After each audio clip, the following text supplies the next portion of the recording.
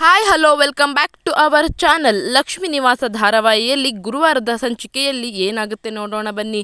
ಶುರುವಿನಲ್ಲಿ ಜಾನ್ವಿ ಮತ್ತು ಜಯಂತ್ ಒಂದು ಬೋಟಿನಲ್ಲಿ ಬರ್ತಾರೆ. ಒಂದು ಬೋಟಿನಲ್ಲಿ ಬಂದ ನಂತರ ಜಾನ್ವಿ ಒಗಟೊಗಟಾಗಿ ಮಾತಾಡ್ತಾ ಇರ್ತಾಳೆ. ಇತ್ತ ಜಯಂತ್ ಯೋಚನೆ ಮಾಡ್ತಾ ಇರ್ತಾನೆ, ಇದೇನಿದು ಇವರು ಬದಲಾಗಿದ್ದಾರೆ ಅಂತ ಅಂದ್ಕೊಂಡ್ರೆ ಮತ್ತೆ ಅದೇ ರೀತಿಯಾಗಿ ಮಾತಾಡ್ತಾ ಇದ್ದಾರಲ್ಲ ಅಂತ ಜಯಂತ್ಗೆ ಆಶ್ಚರ್ಯ ಆಗುತ್ತೆ. ಆದರೂ ಕೂಡ ಜಯಂತ್ ಸುಮ್ಮನೆ ಇರ್ತಾನೆ. ಈ ಕಡೆ ಜಾನ್ವಿ ಒಂದು ಕುರ್ಚಿ ಮೇಲೆ ಜಯಂತನನ್ನು ಕೂರಿಸಿ ಹಗ್ಗವನ್ನು ತೊಗೊಂಡು ಬರ್ತಾಳೆ. ಹಗ್ಗವನ್ನು ತೊಗೊಂಡು ಬಂದು ನಿಂತ್ಕೊಳ್ತಾಳೆ. ಆಗ ಜಯಂತ್ ಏನಿದು ಚಿನ್ನುಮರಿ ಅಂತ ಕೇಳಿದಾಗ, ಇಷ್ಟು ದಿನ ನೀವು ನಿಮ್ಮ ಪ್ರೀತಿಯ ಬಲೆಯಲ್ಲಿ ನನ್ನನ್ನು ಕಟ್ಟಾಕ್ತಾ ಇದ್ರಿ, ಆದರೆ ಇವತ್ತು ನಾನು ನನ್ನ ಪ್ರೀತಿಯ ಬಲೆಯಲ್ಲಿ ನಿಮ್ಮನ್ನು ಕಟ್ಟಾಕ್ತೀನಿ ರೀ ಅಂತ ಹೇಳಿಬಿಟ್ಟು ಹಗ್ಗವನ್ನು ತಗೊಂಡು ಜಯಂತನ್ನು ಸುತ್ತಕೊಂಡು ಬರ್ತಾಳೆ.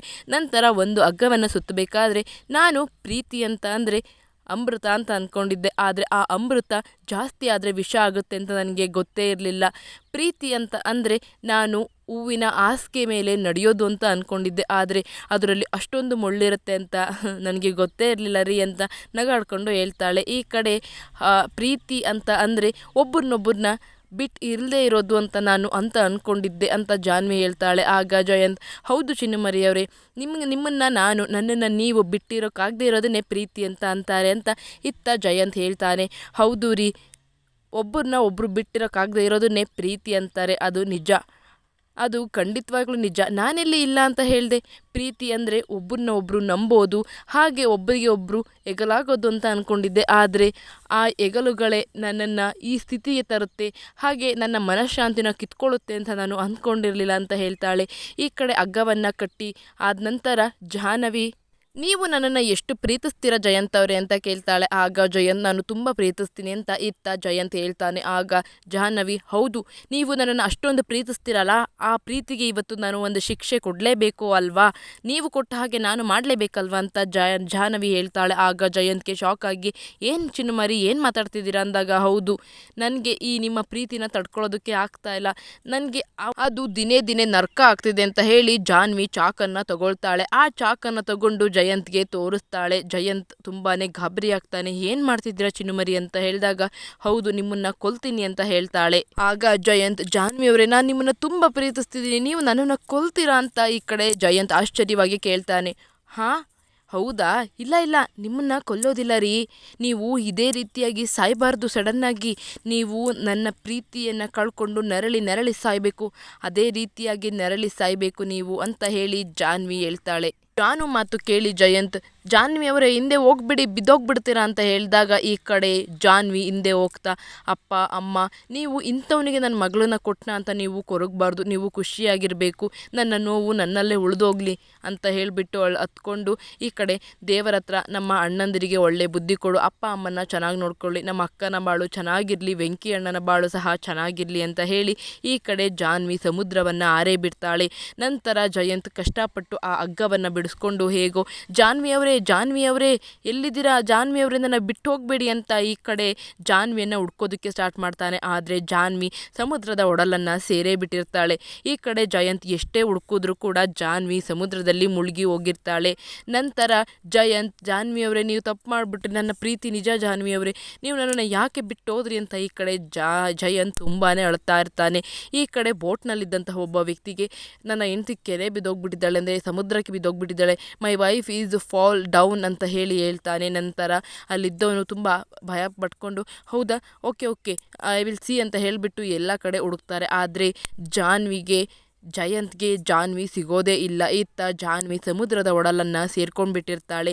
ಎಷ್ಟೇ ಹುಡುಕಿದ್ರೂ ಸಹ ಜಯಂತ್ಗೆ ಜಾಹ್ನವಿ ಸಿಗೋದೇ ಇಲ್ಲ. ನಂತರ ಜಯಂತ್ ಎಲ್ಲರನ್ನ ಕೇಳ್ತಾ ಇರ್ತಾನೆ, ಫೋನ್ ಇಟ್ಕೊಂಡು, ಇವ್ರನ್ನ ಎಲ್ಲಾದರೂ ನೋಡಿದ್ರಾ ಅಂತ ಹೇಳಿ ಪ್ರತಿಯೊಬ್ಬರನ್ನು ಸಹ ಜಯಂತ್ ವಿಚಾರಿಸ್ತಾ ಇರ್ತಾನೆ. ಜಯಂತ್ ಆಡೋದನ್ನು ನೋಡಿ ಅಲ್ಲಿದ್ದ ಜನರು, ಇವನೇನು ಹುಚ್ಚಾನ ಅಂತ ಎಲ್ಲರೂ ಅವನನ್ನೇ ನೋಡ್ತಾ ಇರ್ತಾರೆ. ಈ ಕಡೆ ಜಯಂತ್ ಅವನ ಅತಿಯಾದ ಪ್ರೀತಿಯಿಂದ ಮುತ್ತಿನಂತಹ ಜಾಹ್ನವಿಯನ್ನು ಕಳ್ಕೊಂಡ ಅಂತಲೇ ಹೇಳಬಹುದು. ಅದಕ್ಕೋಸ್ಕರ ಅಮೃತ ಕೂಡ ವಿಷ ಆಗುತ್ತೆ ಅಂತ ಹೇಳೋದು, ಅಮೃತ ಕೂಡ ಜಾಸ್ತಿ ಆದರೆ ಅದು ಸಹ ವಿಷಕ್ಕೆ ತಿರ್ಕೊಳ್ಳುತ್ತೆ, ವಿಷ ಆಗಿಬಿಡುತ್ತೆ. ಹಾಗಾಗಿ ಅದೇ ರೀತಿಯಾಗಿ ಜಯಂತನ ಪ್ರೀತಿ ಕೂಡ ಜಾಸ್ತಿಯಾಗಿ ಅದು ವಿಷ ಆಯಿತು. ಈ ಕಡೆ ಜಯಂತ್ ಸಮುದ್ರದ ಕಡಲ ತೀರಕ್ಕೆ ಬಂದು ಕೂತು, ಜಾನ್ವಿಯವರೇ, ನೀವು ನನ್ನನ್ನು ಬಿಟ್ಟು ಹೋಗಬಾರ್ದಿತ್ತು. ನೀವು ಬದುಕಿದ್ದೀರಾ, ನೀವು ಇನ್ನೂ ಸತ್ತಿಲ್ಲ, ನೀವು ನನಗೋಸ್ಕರ ಬದುಕಿದ್ದೀರಾ ಅಂತ ಹೇಳಿ ಈ ಕಡೆ ಜಯಂತ್ ಎಲ್ಲ ಕಡೆ ಜಾನ್ವಿಯನ್ನು ಹುಡುಕಾಡ್ತಾನೆ. ಎಷ್ಟು ಹುಡುಕಾಡೋದು ಸಹ ಜಾನ್ವಿ ಸಿಗೋದೇ ಇಲ್ಲ. ನನ್ನ ಹೆಂಡ್ತಿ ಈ ಕಡಲ ಹಿಂದೆ ಇದ್ದಾಳೆ, ಹೌದು ಈ ಅಲೆಗಳ ಸಂಧಿ ನನ್ನ ಹೆಂಡ್ತಿ ಇದ್ದಾಳೆ ಅಂತ ಎಲ್ಲ ಕಡೆ ಜಯಂತ್ ಹುಡ್ಕೊಂಡು ನದಿ ಸಮುದ್ರದೊಳಗಡೆ ಬಿದ್ದು ಒಳ್ಳಾಡ್ತಾ ಇರ್ತಾನೆ. ಆದರೂ ಕೂಡ ಜಯಂತ್ಗೆ ಜಾನ್ವಿ ಸಿಗೋದೇ ಇಲ್ಲ.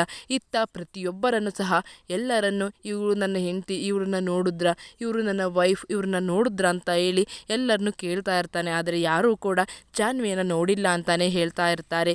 ಹಾಗೇನೆ ಜಯಂತ್ ಎಲ್ಲ ಕಡೆ ಹುಚ್ಚನ ಹಾಗೆ ಹೆಂಡತಿಯನ್ನು ಹುಡುಕಿ ಅಲೆಗಳ ಮಧ್ಯ ಈ ಕಡೆ ಕೂತಿರ್ತಾನೆ. ನಂತರ ಮರಳಲ್ಲಿ ಜಾನ್ವಿ ಅಂತ ಬರಿತಾನೆ. ಅಷ್ಟರಲ್ಲಿ ಅಲ್ಲಿಗೆ ಆ ಜಾನ್ವಿ ಅಂತ ಬರೆದಿದ್ದಂತಹ ಹೆಸರಿಗೆ ನೀರು ಬಂದು ಎಲ್ಲ ಕೊಚ್ಚಿ ಹೋಗುತ್ತೆ. ಅಯ್ಯೋ, ನನ್ನ ಹೆಂಡತಿ ಹೆಸರು ಕೂಡ ಕೊಚ್ಚಿ ಹೋಗ್ತಾ ಇದೆಯಲ್ಲ ಅಂತ ಈ ಕಡೆ ಜಯಂತ್ ಹುಚ್ಚನಾಗಿ ಆಡ್ತಾ ಇರ್ತಾನೆ. ಅಲ್ಲಿದ್ದ ಜನರೆಲ್ಲ ಜಯಂತನನ್ನೇ ದಿಟ್ಟಿಸಿ ನೋಡ್ತಾ ಇರ್ತಾರೆ. ಈ ಕಡೆ ಜಯಂತ್ ಮಾತ್ರ ಜಾನ್ವಿಯನ್ನು ಕಳ್ಕೊಂಡು ಹುಚ್ಚನಾಗಿರ್ತಾನೆ. ಜಾನ್ವಿ ಹೇಳಿದಂತೆಯೇ, ನೀವು ನನ್ನ ಪ್ರೀತಿಯನ್ನು ಕಳ್ಕೊಂಡು ನರಳಿ ಸಾಯಬೇಕು, ನೀವು ಅಷ್ಟು ಸುಲಭವಾಗಿ ಸಾಯಬಾರ್ದು, ಒಬ್ಬರ ಬದುಕನ್ನು ಕಿತ್ಕೊಂಡಿರುವಂತಹ ನೀವು ಯಾವಾಗಲೂ ಸಹ ನರಳಲೇಬೇಕು ಅಂತ ಹೇಳಿ ಜಾನ್ವಿ ಸಮುದ್ರಕ್ಕೆ ಹಾರಿ ಪ್ರಾಣವನ್ನು ಬಿಟ್ಟಿರ್ತಾಳೆ. ಇದು ಜಯಂತನ ತಪ್ಪು ಅಂತಾನೆ ಹೇಳ್ಬಹುದು. ಹಾಗೇನೆ ಜಾಹ್ನವಿ ಮತ್ತೆ ಹುಟ್ಟಿ ಬರ್ತಾಳ ಅಥವಾ ಮತ್ತೆ ಬದುಕಿ ಬರ್ತಾಳ ಅಂತಕ್ಕಂಥದ್ದು ತುಂಬ ಪ್ರೇಕ್ಷಕರ ಕುತೂಹಲಕಾರಿ ವಿಷಯ ಅಂತಲೇ ಹೇಳ್ಬೋದು. ಖಂಡಿತ ಜಾಹ್ನವಿ ಬದುಕಿ ಬಂದೇ ಬರ್ತಾರೆ, ಮತ್ತು ಜಯಂತನನ್ನು ಕ್ಷಮಿಸ್ತಾರ, ಜಯಂತ್ ಎಲ್ಲರಿಗೂ ಈ ವಿಷಯವನ್ನು ಮನೆಗೆ ಹೋಗಿ ಹೇಳ್ತಾರ ಅಂತಕ್ಕಂಥದ್ದು ಕ್ಯೂರಿಯಾಸಿಟಿಯ ವಿಷಯ. ನಂತರ ಜಯಂತ್ ಎಲ್ಲ ಕಡೆ ಹುಡುಕಿ ಏನು ಮಾಡೋದಕ್ಕೆ ಆಗಲ್ಲ, ಈಗ ನಾನು ಮನೆಯವರಿಗೆಲ್ಲ ಹೋಗಿ ಸತ್ಯನ ಹೇಳಲೇಬೇಕು, ಅದು ಬಿಟ್ಟು ಬೇರೆ ದಾರಿ ಇಲ್ಲ ಅಂತ ಹೇಳಿ ಈ ಕಡೆ ಜಯಂತ್ ಎಲ್ಲ ಕಟ್ಟುಗಳನ್ನು ಬಿಚ್ಚಿಕೊಂಡು ನಂತರ ಫಾರಿನ್ನಿಂದ ಊರಿಗೆ ಬರ್ತಾನೆ. ಊರಿಗೆ ಬಂದು ಮನೆಯಲ್ಲೆಲ್ಲ ನೋಡ್ತಾನೆ. ಮನೆಯಲ್ಲೆಲ್ಲ ಜಾಹ್ನವಿ ಇಲ್ಲದೆ ಬಿಕೋ ಅಂತ ಅನ್ನಿಸ್ತಿರುತ್ತೆ. ಮನೆಯಲ್ಲಿ ಕೂತು ಜಯಂತ್ ಜೋರಾಗಿ ಕಿರುಚಿ ಅರಚಿ ಅಳ್ತಾ ಇರ್ತಾನೆ. ಅಯ್ಯೋ ಜಯಂತ, ಈ ತಪ್ಪಿಗೆಲ್ಲ ನೀನೇ ಕಣೋ ಕಾರಣ, ಈ ತಪ್ಪಿಗೆಲ್ಲ ನೀನೇ ಹೊಣೆ ಕಣೋ ಅಂತ ಜಯಂತೆ ದೂಷಿಸ್ತಾ ಇರ್ತಾನೆ. ಈ ಕಡೆ ಲಕ್ಷ್ಮಿ ಮತ್ತು ಶ್ರೀನಿವಾಸ್ ಇಬ್ಬರು ಕೂಡ ಜಾಹ್ನವಿ ಬರ್ತಾಳೆ, ಅವಳಿಗೆ ಇಷ್ಟವಾದ ತಿಂಡಿಗಳನ್ನು ಮಾಡಬೇಕು ಅಂತ ಹೇಳಿ ಲಕ್ಷ್ಮಿ ಮತ್ತು ಶ್ರೀನಿವಾಸ್ ಪಟ್ಟಿಗಳನ್ನು ಮಾಡಿಕೊಂಡು ಎಲ್ಲ ಸಾಮಾನುಗಳನ್ನು ತರ್ತಾ ಇರ್ತಾರೆ. ಈ ಕಡೆ ಸಿಂಚನಾ ಮತ್ತು ಹರೀಶ್ ಇಬ್ಬರು ಕೂಡ ಜಾಹ್ನವಿ ಬರ್ತಾಳೆ, ಯಾವುದೇ ಡ್ರೈ ಫ್ರೂಟ್ಸ್ ಕೂಡ ಕಡಿಮೆ ಆಗಬಾರ್ದು, ಅವಳನ್ನು ನಾವು ಚೆನ್ನಾಗಿ ನೋಡ್ಕೊಳ್ಬೇಕು ಅಂತ ಹೇಳಿ ಈ ಕಡೆ ಸಿಂಚನಾ ಮತ್ತು ಹರೀಶ್ ಇಬ್ಬರು ಕೂಡ ಮಾತಾಡ್ತಾ ಇರ್ತಾರೆ. ಹಾಗೆಯೇ ವೀಣಾ ಕೂಡ ಜಾಹ್ನವಿ ಬರ್ತಾಳೆ, ಒಳ್ಳೊಳ್ಳೆ ಅಡುಗೆ ಮಾಡಿ ಅವಳಿಗೆ ಹಾಕಬೇಕಪ್ಪ, ಅವಳನ್ನು ತುಂಬಾ ಚೆನ್ನಾಗಿ ನೋಡ್ಕೋಬೇಕು ಅಂತ ಈ ಕಡೆ ವೀಣಾ ಕೂಡ ಕಾಯ್ತಾ ಇರ್ತಾಳೆ. ಎಲ್ಲರೂ ಕೂಡ ಜಾಹ್ನವಿಯ ಬರುವಿಕೆಗೋಸ್ಕರ ಕಾಯ್ತಾ ಇದ್ದರೆ ಈ ಕಡೆ ಜಾಹ್ನವಿ ಸಮುದ್ರದ ಒಡಲನ್ನು ಸೇರೇ ಬಿಟ್ಟಿರ್ತಾಳೆ. ನಂತರ ಜಯಂತ್ ಫಾರಿನ್ನಿಂದ ಬರ್ತಾನೆ. ಫಾರಿನ್ನಿಂದ ಬಂದು ಅಂದರೆ ಲಕ್ಷ್ಮೀ ಶ್ರೀನಿವಾಸ್ ಮನೆಗೆ ಬರ್ತಾನೆ. ಎಲ್ಲರೂ ಕೂಡ ಜಾಹ್ನವಿ ಬರದೇ ಇರೋದನ್ನು ನೋಡಿ ಆಶ್ಚರ್ಯಪಟ್ಕೊಂಡು ಇತ್ತ ವೀಣಾ, ಹರೀಶ್, ಸಿಂಚನಾ ಹಾಗೆ ಸಿದ್ದೇಗೌಡರು, ಭಾವನಾ, ಲಕ್ಷ್ಮೀ, ಶ್ರೀನಿವಾಸ್ ಎಲ್ಲರೂ ಕೂಡ ಒಂದು ಕಡೆ ಕೂತಿರ್ತಾರೆ. ನಂತರ ಜಯಂತ್ ಬಂದು ಕೂತ್ಕೊಳ್ತಾನೆ. ಜಯಂತ್ ಬಂದು ಕೂತ್ಕೊಂಡಿರೋದನ್ನು ನೋಡಿ ಎಲ್ಲರೂ ಏನಾಯಿತು ಅಳಿ ಅಂದರೆ, ಜಾಹ್ನವಿನ ಯಾಕೆ ಕರ್ಕೊಂಡು ಬರಲಿಲ್ಲ, ಓ ಅವಳು ಮನೇಲೇ ಇದ್ದಾಳಾ ಅಂತ ಕೇಳ್ತಾನೆ. ನಂತರ ವೆಂಕಿ ಬಂದಿದ್ನಲ್ಲ ನಿಮ್ಮನ್ನು ನೋಡೋಕೆ ಅಂತ ಬಂದ ಅಂತ ಎಲ್ಲ ಕೇಳ್ತಾ ಇರ್ತಾರೆ. ಅಲ್ಲಿಗೆ ಎಲ್ಲರೂ ಕೂಡ ಬರ್ತಾರೆ. ಎಲ್ಲರೂ ಬಂದಿರೋದನ್ನು ನೋಡಿ ಇತ್ತ ಜಯಂತ್ಗೆ ಆಶ್ಚರ್ಯ ಆಗುತ್ತೆ. ನಂತರ ಅಲ್ಲ ಜಯಂತ್ ಅವರೇ, ಅಲ್ಲ ಅಳಿ ಅಂದರೆ ಜಾಹ್ನವಿನ ಯಾಕೆ ಕರ್ಕೊಂಡು ಬರಲಿಲ್ಲ ನೀವು ಅಂದಾಗ, ನಾನು ಫಾರಿನಿಂದ ಒಬ್ಬನೇ ಬಂದೆ ಅಂತ ಈ ಕಡೆ ಜಯಂತ್ ಹೇಳ್ತಾನೆ. ಜಯಂತ್ ಹೇಳಿದ್ದನ್ನ ಕೇಳಿ ಎಲ್ಲರಿಗೂ ಆಶ್ಚರ್ಯ ಆಗುತ್ತೆ. ಏನು ಹೇಳ್ತಾ ಇದ್ದೀರಾ ನೀವು ಅಳಿ ಅಂದರೆ, ಫಾರಿನಿಂದ ಒಬ್ಬನೇ ಬಂದೆ ಅಂದರೆ ಏನರ್ಥ ಅಂದಾಗ, ಹೌದು ಜಾಹ್ನವಿಯವರು ಸಮುದ್ರವನ್ನು ನೋಡಬೇಕು ಅಂತ ಹೇಳಿದ್ರು, ನಾನು ಅವರ ಆಸೆನೇ ಯಾಕೆ ತಪ್ಪಿಸೋದು ಅಂತ ಈ ಕಡೆ ಕರ್ಕೊಂಡು ಹೋದೆ, ಆದರೆ ಸಮುದ್ರದಲ್ಲಿ ಅವರು ಆಯ ತಪ್ಪಿ ಸಮುದ್ರಕ್ಕೆ ಬಿದ್ದುಬಿಟ್ರು ಅಂತ ಹೇಳ್ತಾನೆ. ಇತ್ತ ಲಕ್ಷ್ಮಿ, ಶ್ರೀನಿವಾಸ್ ಹಾಗೇನೆ ಸಿದ್ದೇಗೌಡರಿಗೆಲ್ಲ ತುಂಬಾ ಆಶ್ಚರ್ಯ ಆಗಿ, ಏನು ಮಾತಾಡ್ತಿದ್ರಿ ನೀವು, ಅವರು ಕಾಲು ಜಾರಿ ಬೀಳೋದಂದರೆ ಏನು, ನೀವೇನು ಮಾಡ್ತಾಯಿದ್ರಿ ಅಂತ ಈ ಕಡೆ ಸಿದ್ದೇಗೌಡ ಜೋರಾಗಿ ಗದರಿಸ್ತಾ ಇರ್ತಾನೆ. ಆದರೆ ಜಯಂತ್ ಸುಮ್ಮನೆ ಹತ್ಕೊಂಡು ಕೂತಿರ್ತಾನೆ. ನಂತರ ಹೌದು ಮಾವ ಅಂತ ಹೇಳಿ ಜೋರಾಗಿ ಹೇಳೋದಕ್ಕೆ ಸ್ಟಾರ್ಟ್ ಮಾಡ್ತಾನೆ ಜಯಂತ್. ಈ ಕಡೆ ಚೆಲುವಿ ವೆಂಕಿ ಜೈಲಿಗೆ ಹೋಗಿರೋದನ್ನು ಹೇಳೋದು ಬೇಡವೋ ಅಂತ ಯೋಚನೆ ಮಾಡ್ತಾ ಇರ್ತಾಳೆ. ಎಲ್ಲರೂ ಕೂಡ ಜಾಹ್ನವಿಯ ಬರುವಿಕೆಗೋಸ್ಕರ ಕಾಯ್ತಾ ಇದ್ದರೆ ಇತ್ತ ಜಾಹ್ನವಿ ಸಮುದ್ರದ ಒಡಲನ್ನು ಸೇರಿ ಪ್ರಾಣನೇ ಕಳ್ಕೊಂಡಿರ್ತಾಳೆ.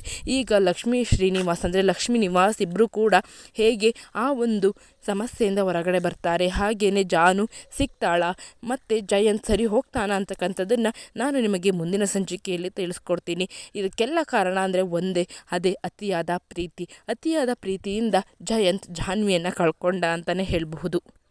ಮುಂದೆ ಜಾನ್ವಿ ಸಿಗ್ತಾಳ, ಹಾಗೆ ಜಯಂತ್ ಬಣ್ಣ ಬಯಲಾಗುತ್ತಾ, ಜಯಂತ್ ಬಗ್ಗೆ ಲಕ್ಷ್ಮಿ ಮತ್ತು ಶ್ರೀನಿವಾಸ್ಗೆ ಎಲ್ಲ ಗೊತ್ತಾದರೆ ಮುಂದೆ ಏನು ಮಾಡ್ತಾರೆ ಅಂತಕ್ಕಂಥದ್ದನ್ನು ನಾನು ನಿಮಗೆ ಮುಂದಿನ ಸಂಚಿಕೆಯಲ್ಲಿ ತಿಳಿಸ್ಕೊಡ್ತೀನಿ ಫ್ರೆಂಡ್ಸ್. ಲಕ್ಷ್ಮೀ ನಿವಾಸದ ಧಾರಾವಾಹಿಯ ಸಂಚಿಕೆಗಳಿಗೋಸ್ಕರ ನನ್ನ ಚಾನಲನ್ನು ಸಬ್ಸ್ಕ್ರೈಬ್ ಮಾಡ್ಕೊಳ್ಳಿ. ಹಾಗೆ ವಿಡಿಯೋ ಇಷ್ಟ ಆದರೆ ಲೈಕ್ ಮಾಡಿ, ಶೇರ್ ಮಾಡಿ, ಕಾಮೆಂಟ್ ಮಾಡಿ. Thank you for watching.